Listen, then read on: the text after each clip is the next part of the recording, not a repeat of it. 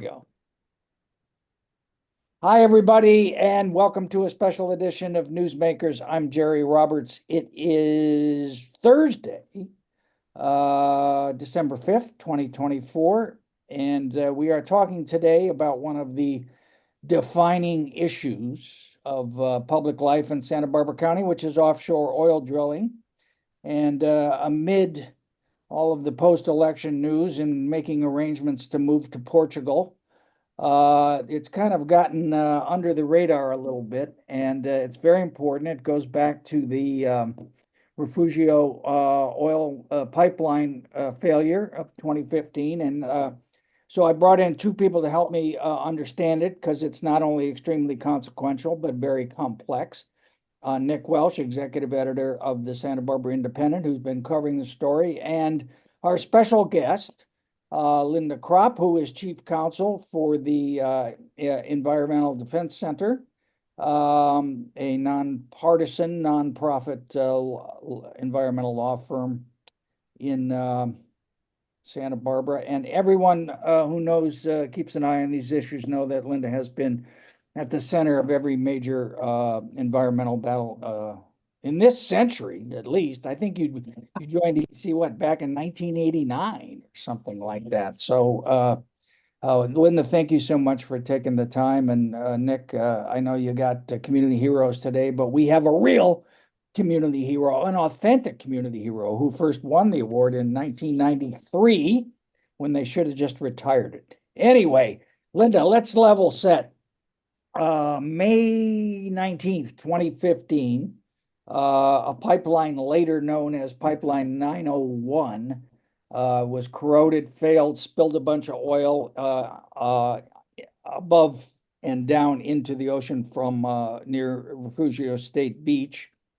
There has not been any oil going through there since then. There have been a mountain of litigation, of course, lots of environmental impact on critters and other things we probably won't even know the full extent of for decades, if that. Exxon, which had the rights to pump the oil from the three platforms that were putting oil in here, tried for 7 years to get it reopened. They abandoned that. They've sold or maybe loaned or did something to some new company called Sable. It's all very baffling. Can you just kind of take us through a summary of the key points from the point of the spill till today, and then we can talk about what's going to happen next? Well, first of all, thank you for having this show. Thanks for inviting me. This is a really important topic, and it's very timely because there are some decisions that are imminent. So this pipeline was built, a few decades ago, and it was supposedly state of the art at the time. But it turns out that the design was faulty from the beginning. The oil going through that pipeline was produced from 7 platforms off of the Gaviota Coast area, 3 of them operated by Exxon. And the oil is very heavy, so it has to be heated and pumped to transport through a pipeline from the processing plant onshore at Las Flores Canyon to refineries outside of the county before it can go to market. So it goes through this pipeline, has to be heated and pumped because it's so heavy. So it has to be insulated to keep the heat in. Well, it turns out that whole design, how to insulate the pipeline, was faulty from the beginning, and it caused moisture to build up, which eventually caused the pipeline to corrode. So really the entire pipeline is corroded. It's not like a usual oil spill, like off of Huntington Beach where you had an anchor hit a pipeline, or we've Not had just one spot. Exactly. So, the entire pipeline was corroding, and the owner at the time, Plains All American, actually knew that because they run these tests constantly, and they knew that the wall pipeline thickness was decreasing, but they didn't do anything about it. And so eventually, one area just completely ruptured, and the oil traveled. It should have been stopped right away. The company should have noticed that there was a reduction in pressure and stopped the pipeline immediately, but they didn't. They didn't pay attention to their own alarms. So the pipeline traveled a quarter mile underground, inland of Highway 101 on the Gaviota coast, and then found a culvert under the highway and railroad tracks and dumped out at Refugio State Beach Park. So this, I mean, just one problem after another. Plains was eventually held criminally liable, which is very rare. But because the pipeline spill wasn't stopped, by some estimates, over 450,000 gallons of oil spilled, which is incredible, especially for, an onshore buried pipeline. So the spill ended up reaching as far south as Redondo Beach, closed state parks, other public beaches, killed hundreds of, marine mammals and sea life and seabirds, closed over 130 acres, 130 square miles of fishing grounds. For those who were here at the time, remember tourism just stopped. So it had, huge economic and business impacts as well. So massive oil spill, one of the largest we've ever had, and it was completely avoidable.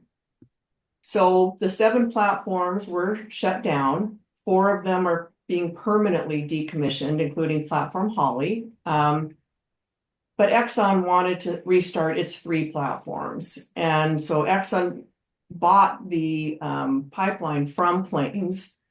Both Plains and Exxon realized you can't restart this pipeline. It's too damaged, it's too corroded. So they actually applied to the county to build a brand new pipeline that would have completely different technology, be, safer heating and such. And then Sable came along.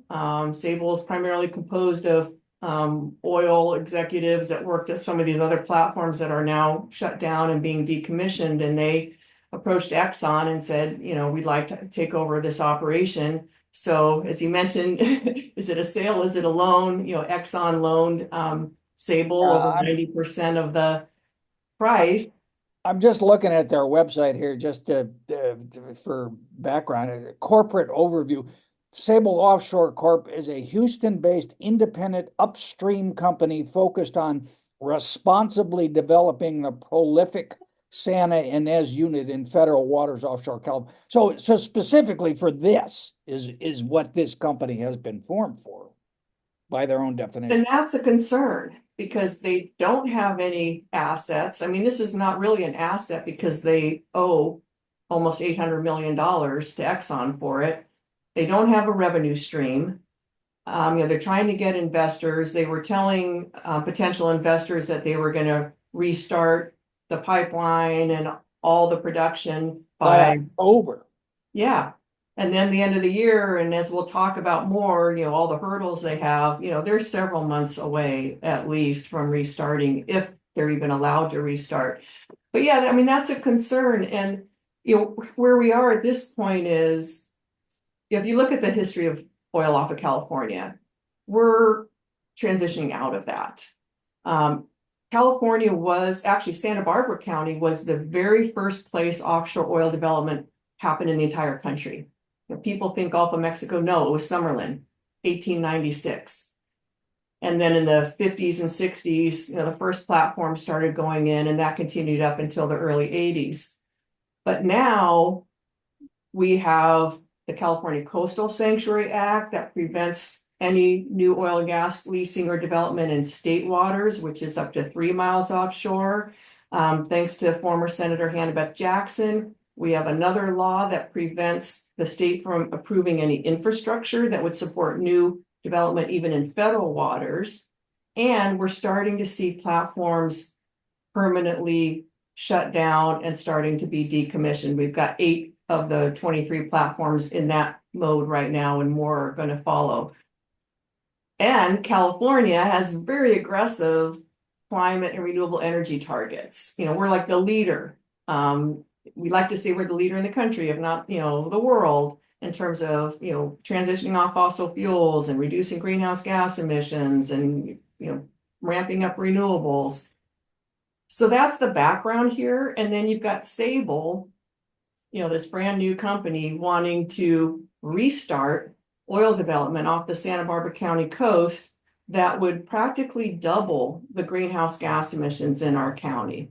and make it impossible for the county and probably the state to meet their, climate change goals.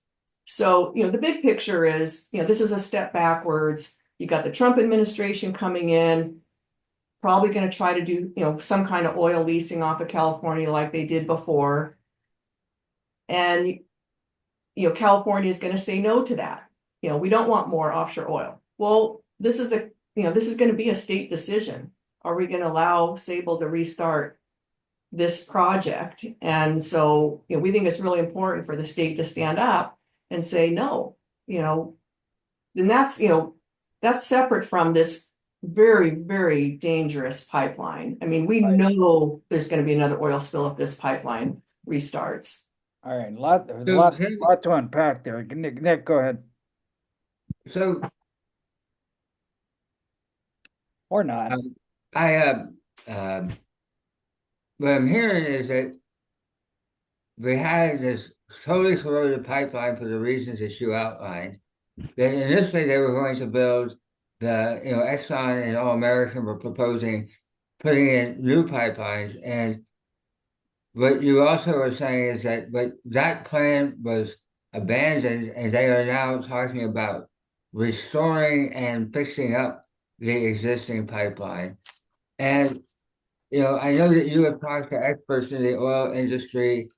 How extensive is the corrosion? Do we know? And technically, how off the charts crazy or how we do it every day possible is it to patch up and use patch oil? Like that seems to me the most immediate question. Like, is this? It's Is like it using doable? an old straw to suck a milkshake. Was this straw hold a milkshake? What do we know in terms of the technical? Is this technically feasible or not? Well, that's the $1 million question. After the oil spill, there was a investigation conducted. At the time, the pipeline was under federal oversight, and so it was a federal investigation. And there's a very thorough report that was presented that then included a lot of recommendations going forward. But some parts of the pipeline were very corroded, exceeding any safety standards, obviously. We don't, and as was mentioned, at the time, no one thought this pipeline was going to be restarted. However, if it was going to be restarted, then, they have to get permission to do that. And one of the permissions that was required was a waiver of this insulation requirement. So when the pipeline was built to prevent that corrosion, it had to be equipped with something called a cathodic protection system. So just a way to have it insulated, but no corrosion. Well, that's what failed. So to restart the pipeline, they actually need to get a waiver of that requirement from the California State Fire Marshal. So that's one of the agencies that has key authority over the restart. They have to first grant the waiver saying, you don't have to have a cathodic protection system anymore. So how are you going to make sure that this pipeline is safe and doesn't corrode anymore? And then they also have to authorize the actual restart of the pipeline. So they run certain tests. We and others have been trying to get information about what Sable is proposing in terms of repairing and how are they going to, make sure this pipeline doesn't have a corrosion issue anymore when it has to, have the heat going, it has to be heated and insulated. So we have a Public Records Act request in. We know other agencies have been having a hard time getting the information. The Coastal Commission recently stopped Sable from conducting these further repairs because they need a permit. And so what we're hoping is as part of that permit process, we'll get more information. And so right now we're waiting for Sable to apply to the Coastal Commission for that permit for the repairs. And then hopefully we'll get more information. But right now it seems pretty incredible that they can fix this pipeline that was so How heavily. how long is the pipeline altogether? So it goes from Las Flores Oh my Canyon to gosh, what, Bakersfield, or, I it mean, does. Yeah, so I think it's like a couple hundred miles. Now, is the corrosion mostly along the coast, or is it also as much as you go inland?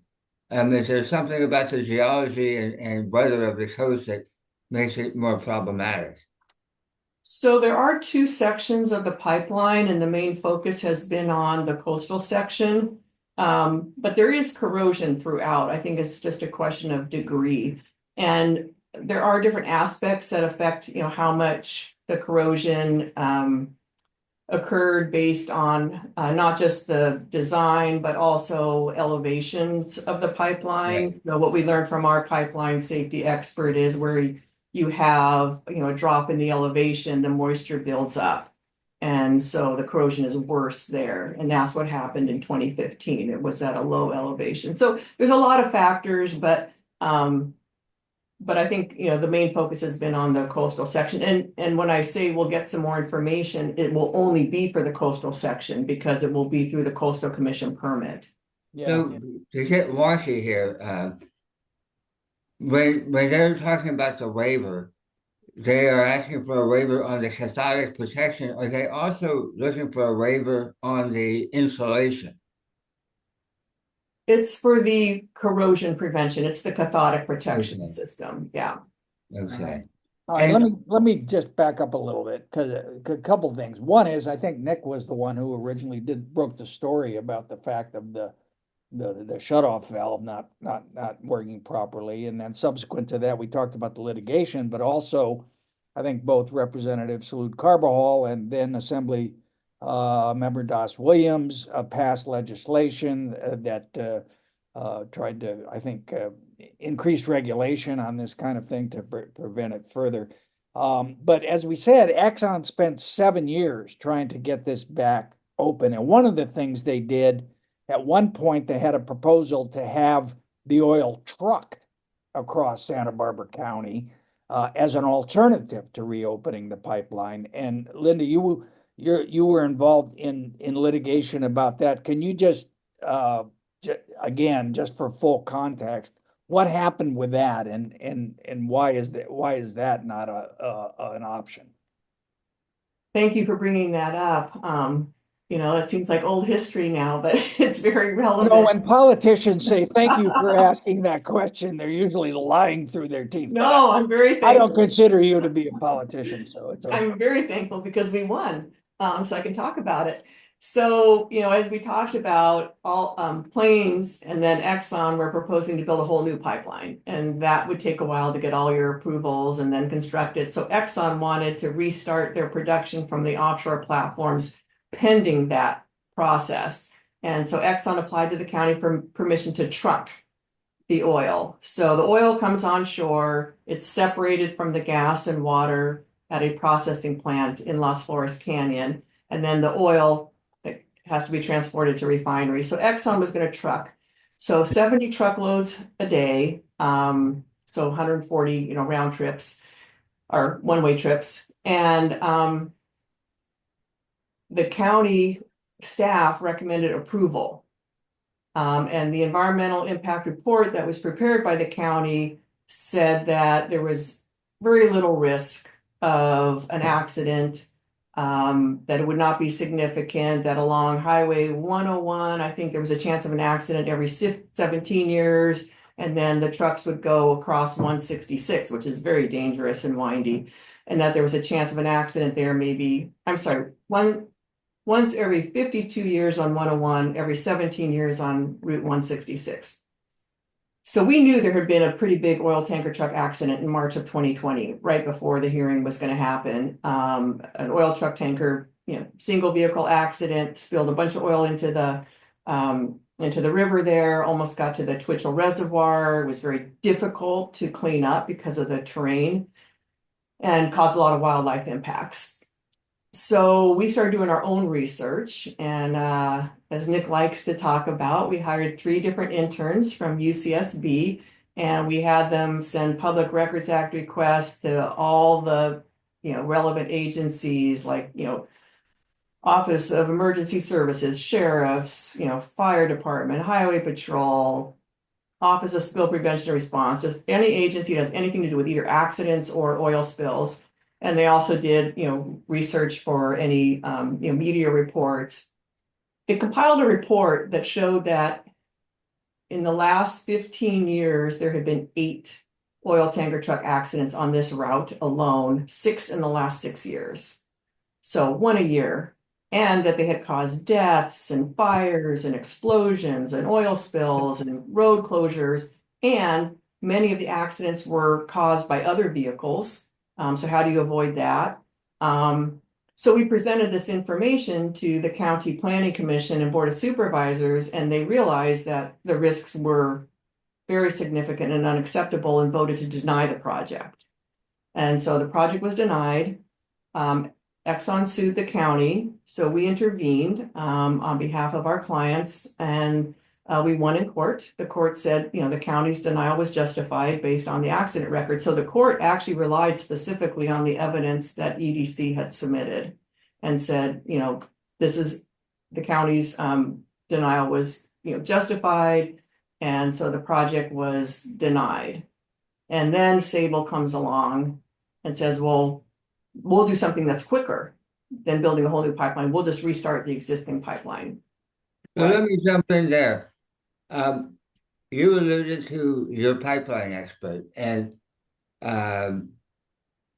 what does your expert tell you about the feasibility, the technology involved in refurbishing these old pipelines? Like, how insane or how every day is it done? So I don't think anyone has encountered this before. So our pipeline expert cannot opine until we give him the information to review. So that's what we're still waiting for. We're hoping to get that information either from the Coastal Commission or the Fire Marshal. In the meantime, what he can tell us is, what kind of tests should be run, to make sure it's safe in the abstract.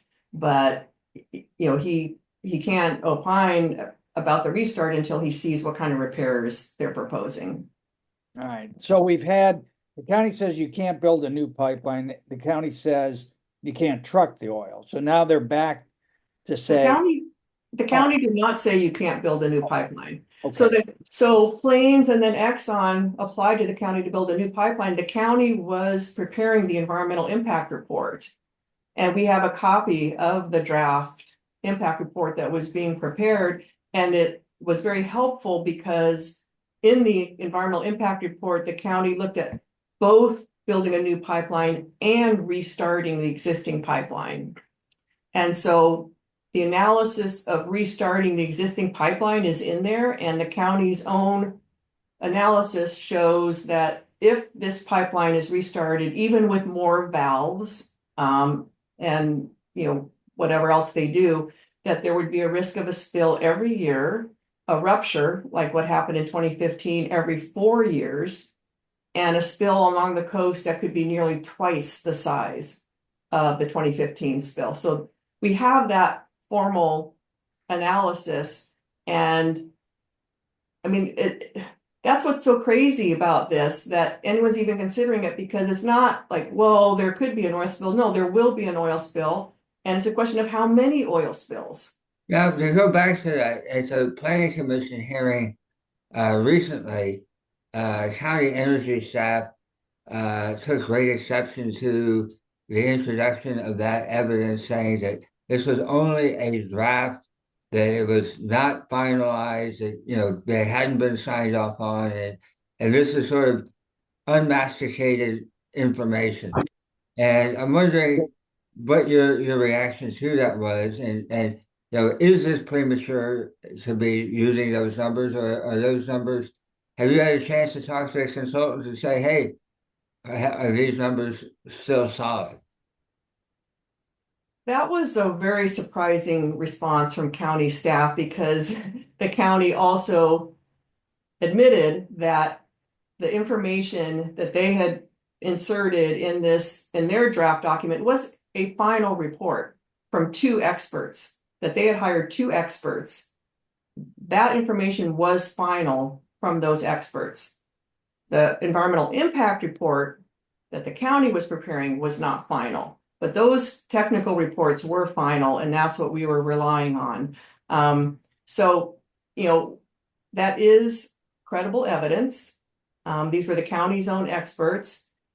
Planning staff told the planning commission they could not consider that evidence, which is completely wrong. That was evidence that they had to consider. Now, they could decide whether they wanted to give it any weight, you know, given that it wasn't a final environmental impact report. But when we submit evidence, they have to consider it. And so that was very unfortunate. All right, one of the things that is so complex about this is the layers of agencies and state and feds and everybody. The Coastal Commission's got a piece of it, but I want to focus on the county per se. Is the county the decision maker on whether this can go forward or not? I think it depends who you ask. I'll ask you.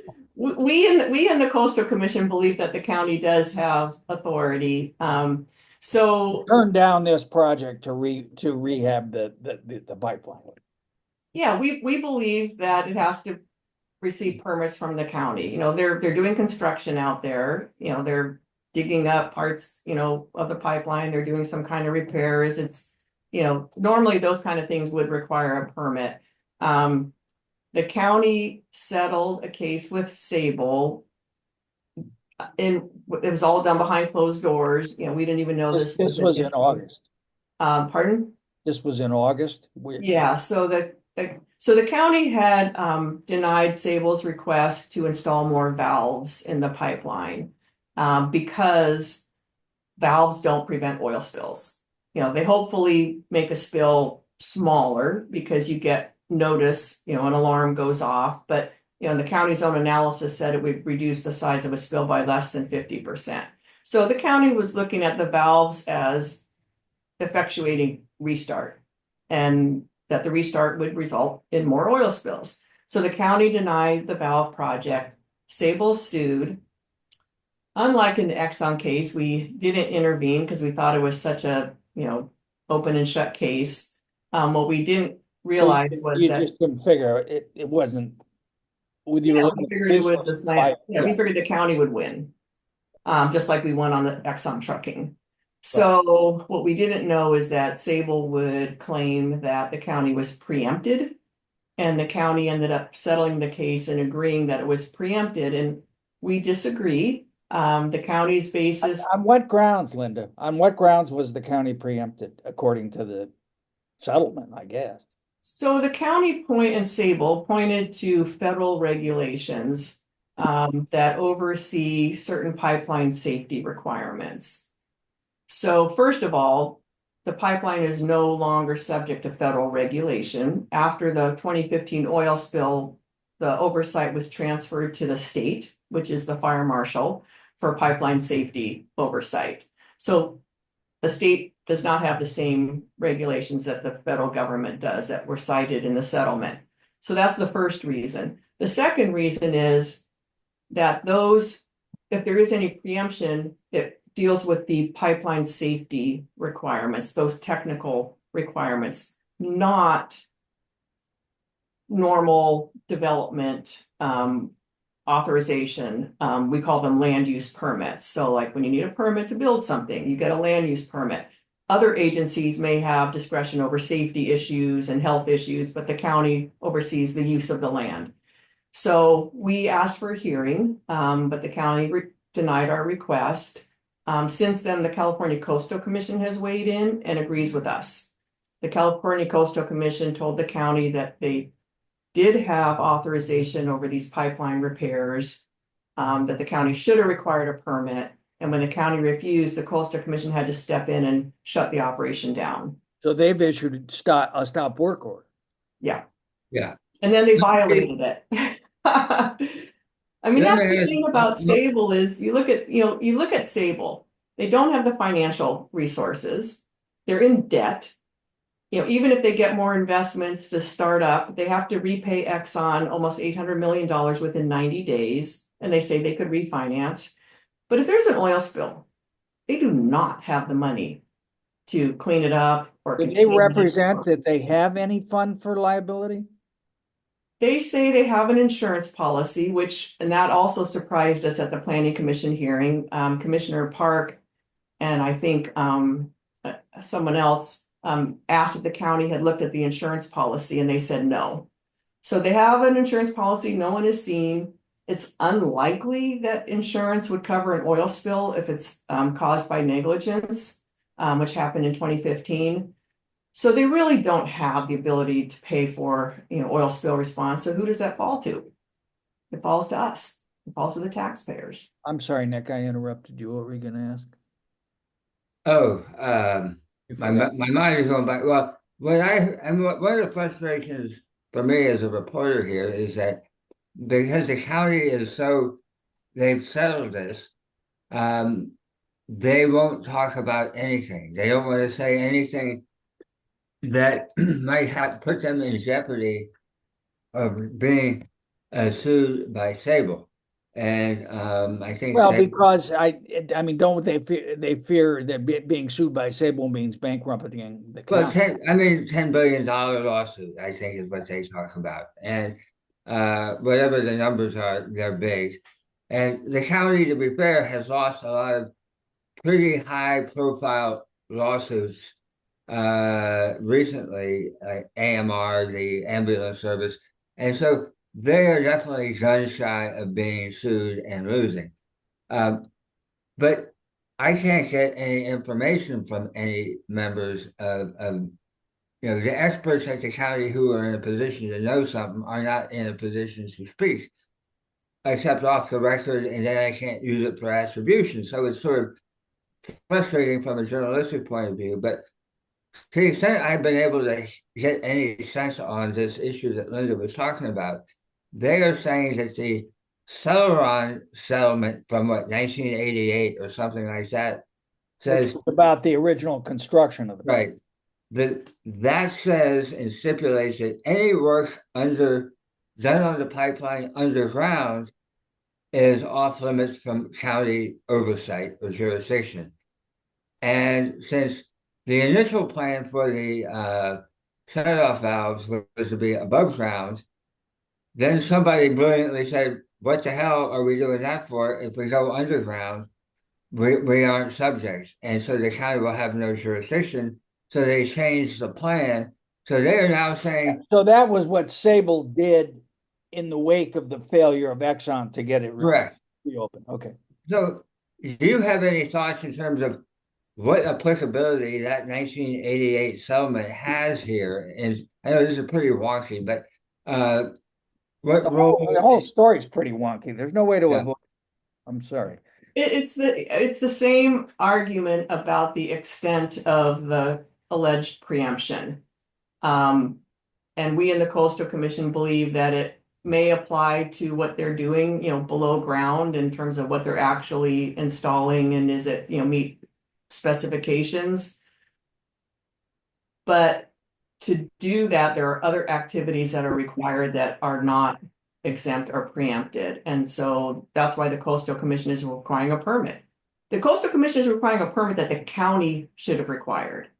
So the Coastal Commission is now standing in the shoes of the county saying you need a permit because the work you are doing above ground is impacting streams and wildlife habitat, and potentially we'll see maybe wetlands, maybe cultural resources.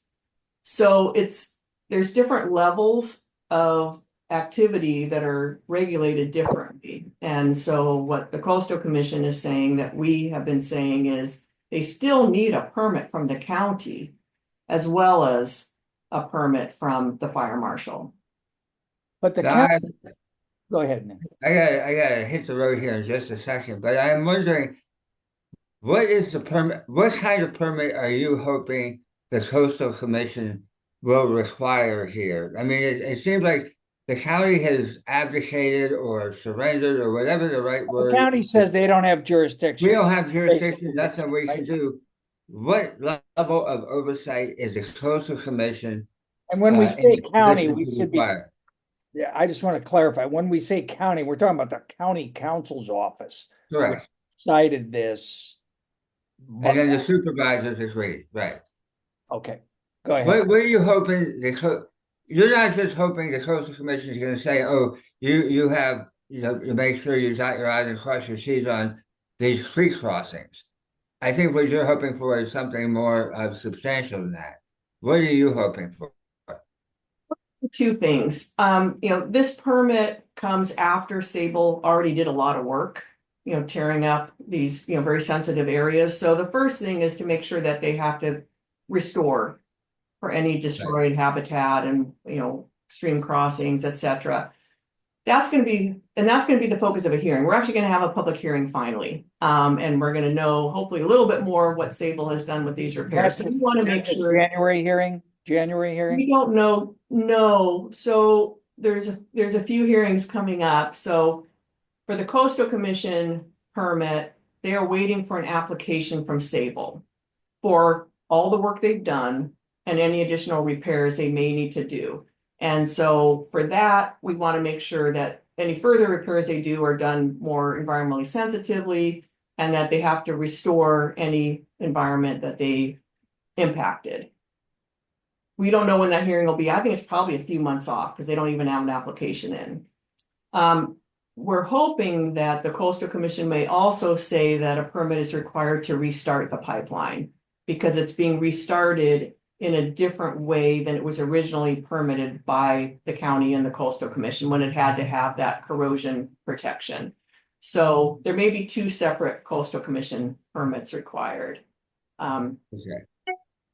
All right. Well, I hate to do this. This is too interesting. I have a million questions, but I gotta go. We're going to get to the real exclusive stuff as soon as I know you are. I know. you can read all about it in Newsmakers, I Chief. can't wait. I'll see you guys. Thank you, All right, Nick. Linda, Bye-bye. you've been so generous with your times, but I just want to sum up about where we are exactly now. So the county says the county council and the supervisors have signed off. We don't have jurisdiction over this revised plan to reopen the pipeline. It'd be too expensive, it's in our best interest to settle. So they did this settle. In the meantime, now there is a challenge going on to, what exactly Sable is. Does Sable have the financial stability and so on to carry this out? That was before the planning commission, the county planning commission recently, and they said, oh, sure. Now you are appealing that, correct? Yeah, so the Environmental Defense Center represents Get Oil Out and Santa Barbara County Action Network and our own members in this matter. And we're appealing a decision by the Planning Commission that found that Sable was competent and capable of taking over this operation from Exxon. So we're talking about not just the pipeline, we're talking about the 3 platforms and the 2 onshore processing plants for oil and gas and the pipelines. So the county can only transfer its permits to Sable if it makes certain findings. And we don't think they can make the findings. And so those findings include they have to show that they have the financial assurances, not just to operate, but to respond to an oil spill. And we talked about that concern. They have to show that they're in compliance with the existing permits, which required a cathodic protection system for corrosion prevention. They don't have that. They have to show that they have an approved oil spill contingency plan. They don't. They've submitted 2 plans to the state. Both have been rejected. And they have to show otherwise, that they're capable of operating. And so we have concerns about that. So we don't feel like the county can make those findings to transfer its permits to Sable. So we filed an appeal to the Board of Supervisors, and we think that hearing will be held on February 25th. Okay, all right.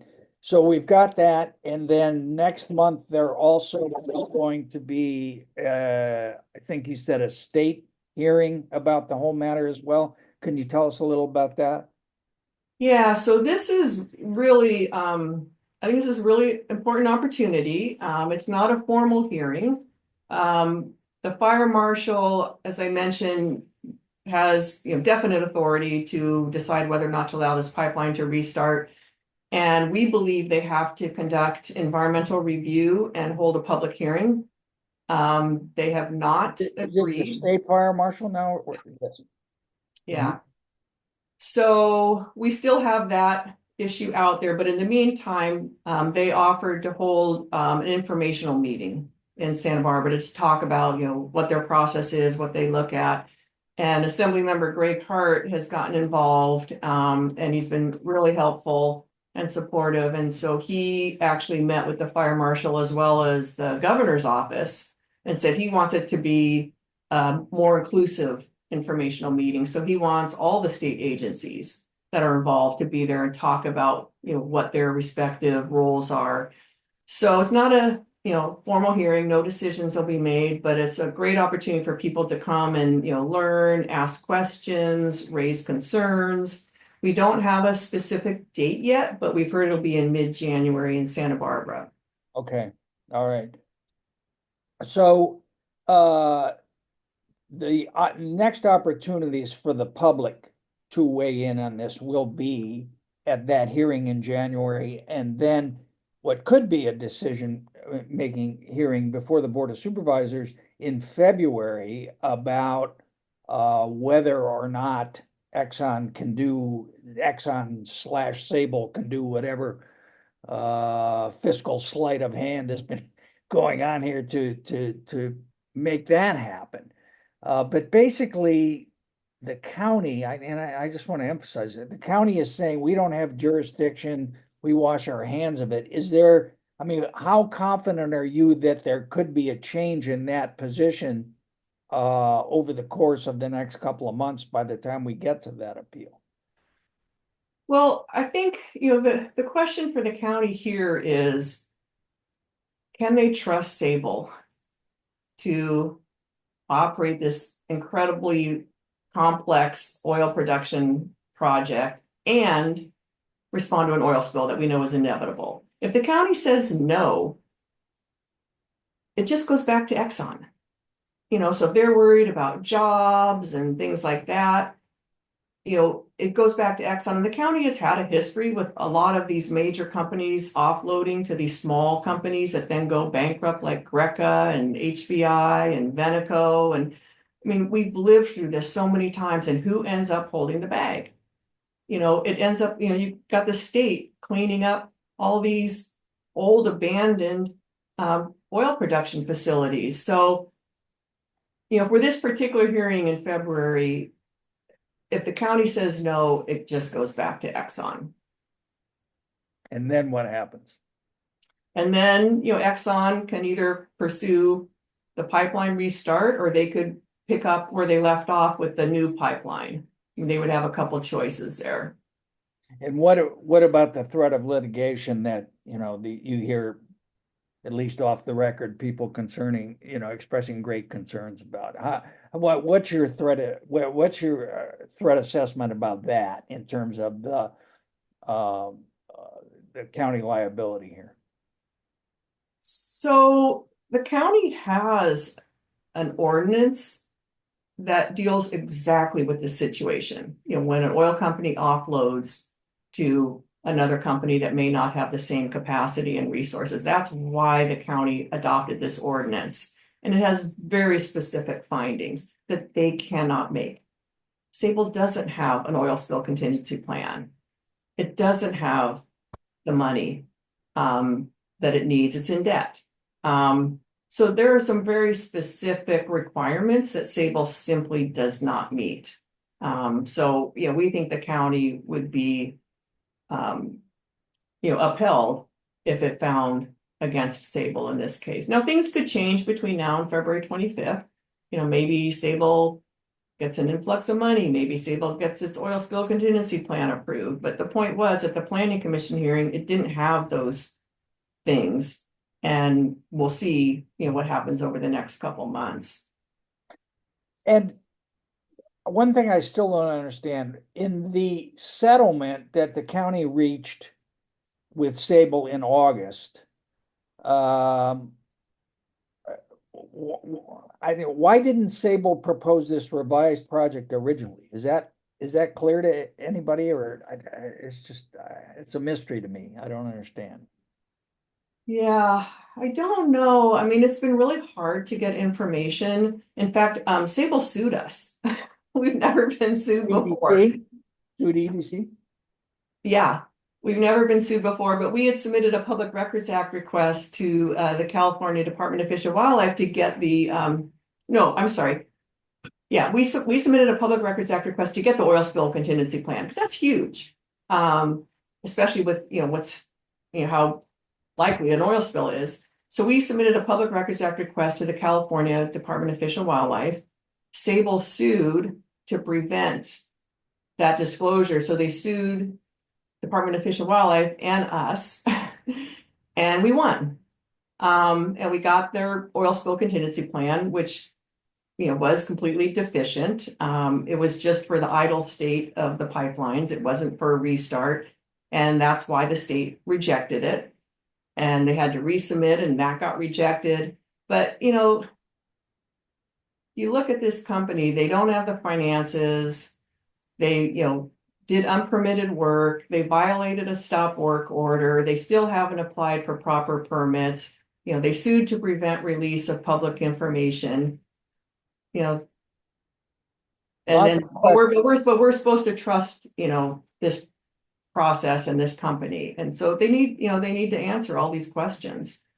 I don't want to get you in any trouble here, but what do you think of the way the county councils handle this? Do you think that Nick used the word abdicate? What's your view? We're very concerned, and it's concerning because we don't agree that the county doesn't have jurisdiction. We think it's really important for the county to have the oversight here. We're also frustrated with the process. Usually when there's a settlement, it's aired at a public hearing. And, had this been placed on the Board of Supervisors agenda at a public hearing, we could have weighed in. We could have written a letter. We could have testified. Maybe we could have swayed the vote. I don't know for sure. But, this was all presented as a done deal. And even though we in the Coastal Commission disagree, we even asked for a hearing. We asked for a hearing, that was rejected too. So in retrospect, do you think EDC should have stayed on that case? In other words, you should have been an intervener as well. I think, in hindsight, had we intervened in the case on behalf of the county, we would have been in a position to weigh in on these issues. What's frustrating is that, the public should not bear the burden as much as we've had to bear. We shouldn't have had to do the research about oil tanker truck accidents. We shouldn't have had to, defend the county in court. This is what we do. This is why we're here. And we were formed out of the 1969 oil spill. And, here we are almost 50 years later, still doing the same thing. So it's so necessary. And thankfully we have the EDC and our team and our supporters to be able to do this. We also need to rely on our public agencies. And, right now, we're very grateful to the California Coastal Commission, and we're trying to work with all these other agencies as well. But, we're here to make sure the laws are enforced. All right. And I got to ask you as we go out, a question I ask everybody. What about Trump? Is there going to be a Trump effect on any of this? Is that something else I can fret about? We're very worried. With respect to this particular project, the platforms are in federal waters. So they already, were operating before. But I think to me, the bigger issue is, how do we stand up against the Trump administration? The last time we dealt with the Trump administration, it issued a leasing program that included the entire California coast, including the Santa Barbara County coast. We need to fight against that again, probably. And it's going to look really bad if the Trump administration says, oh, you're okay with, this restarting these three platforms, but you don't want us to do any more fossil fuel development. So I think it would look somewhat hypocritical. So I think it's, for California to really stand up and continue on its path of saying no to fossil fuels and offshore oil development. We need to really hold the line here. All right.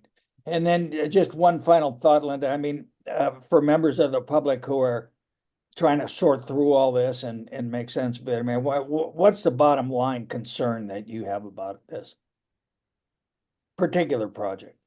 Yeah, so the bigger picture is we don't want to see offshore oil development resumed off of our coast because of the risk of oil spills and because of the incredible impacts to climate change.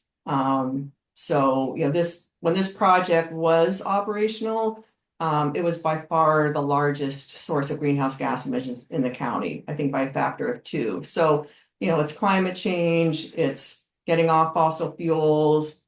We're supporting renewable energy projects in our region, and this would be a huge step backwards. Okay. All right. Linda Krop, General Counsel, is it General Counsel? Chief General Counsel, Chief Counsel for the EDC. Thank you so much for helping us connect the dots on this very complicated but extremely consequential story. And we'll have more on it, obviously, in coming months. We'll be looking for that hearing in January and then before the Board of Supervisors in February. And thank you for all you do and for your concern about our protection and the protection of our environment here in Santa Barbara County. Thank you very much. Well, thank you for this opportunity. Take care. Happy holiday. You too.